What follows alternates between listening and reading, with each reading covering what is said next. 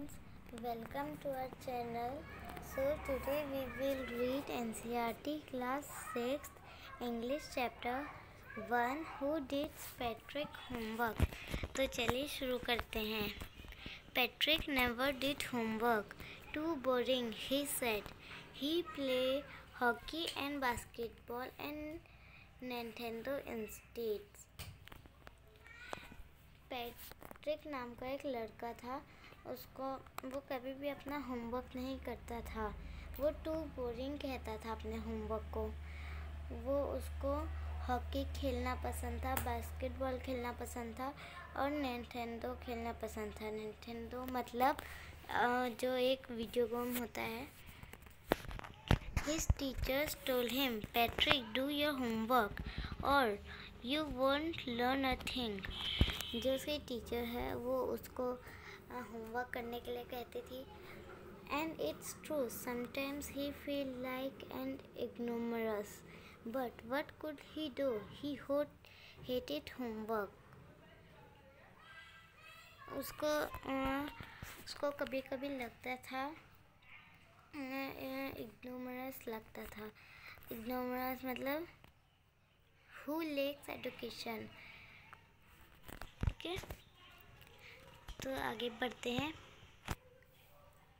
वो अपने होमवर्क को बहुत हेट करता था. उसको बिल्कुल भी अच्छा नहीं लगता था होमवर्क करना. एक दिन then one day he found his cat playing with a little doll and he grabbed it away.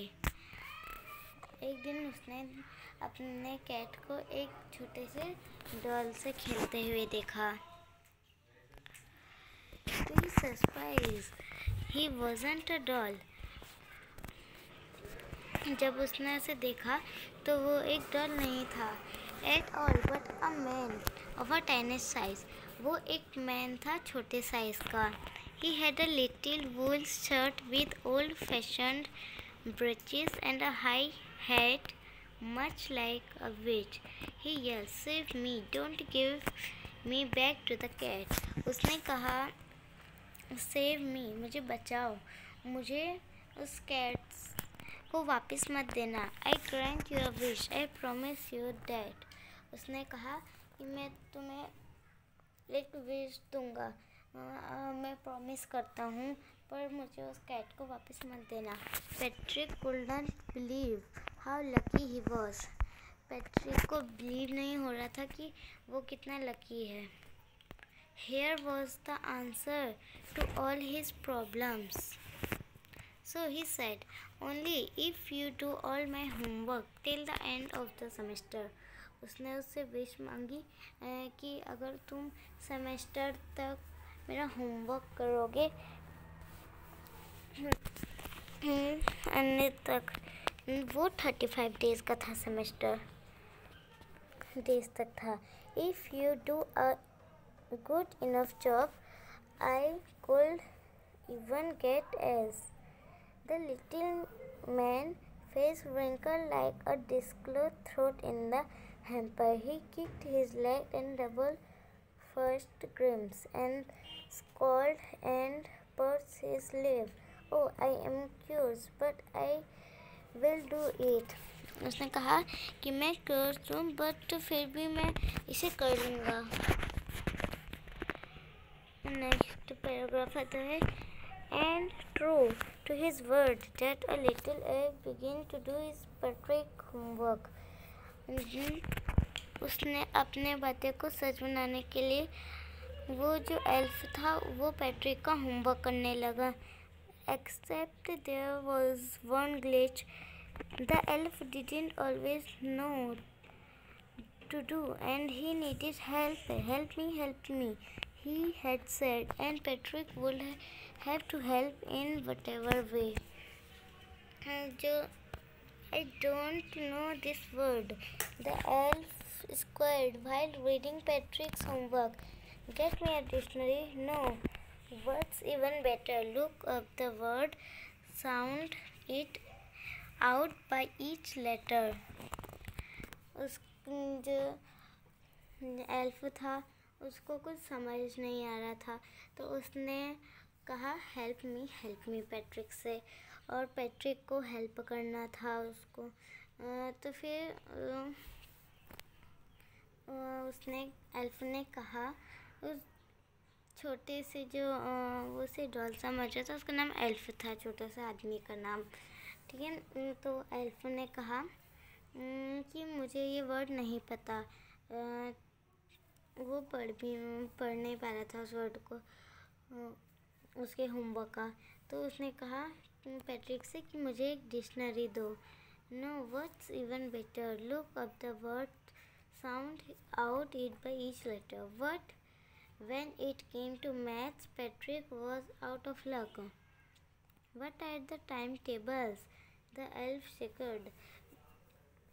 Elf ने पूछा, ये टाइम टेबल क्या होता है? What the elf said, we elves need that. तो नेक्स्ट बढ़ते हैं, and addition and subtraction and division and fraction. Here, sit down beside me. You simply must guide me. उसको ना एडिशन आता था, ना सब्ट्रैक्शन आता था, ना डिवीज़न आता था और ना फ्रैक्शन आता था। तो उसने पैट्रिक को कहा, मेरे बिसाइड बैठ जाओ, तुम मुझे गाइड करो। तो बढ़ते हैं नेक्स्ट पर, elves know nothing of human history to its majesty. So the little elf already shouted just got louder. Go to the library. I need the books, more and more books, and you can help me read them too. जो elf था उसको human history के बारे में कुछ भी नहीं पता था, तो उसने बोला कि लाइब्रेरी में जाओ और मेरे लिए बहुत सारे बुक लेके आओ और तुम मुझे पढ़ने में मदद करो। As matter of fact, every day in every way, that little elf was nag. Patrick was working harder than even it was dry. He was staying up night, have never felt so very. Was going to school. He put his eyes closed and barely. वो Patrick था ना जो वो अभी बहुत ही मेहनत करने लग गया। वो रात को देर देर तक सोने लग गया और उसको कभी भी वेरी फील नहीं हुआ। Finally, at the last day of school arrived and the elf was free to go. As for homework, there was no more. So he quietly and shyly slipped out the back door. जो last day था, जो elf था वो free था और कुछ भी homework नहीं बचा था करने के लिए। तो फिर उसने चुपके से जब उनका घर का बैक डोर था वहाँ से चले गया।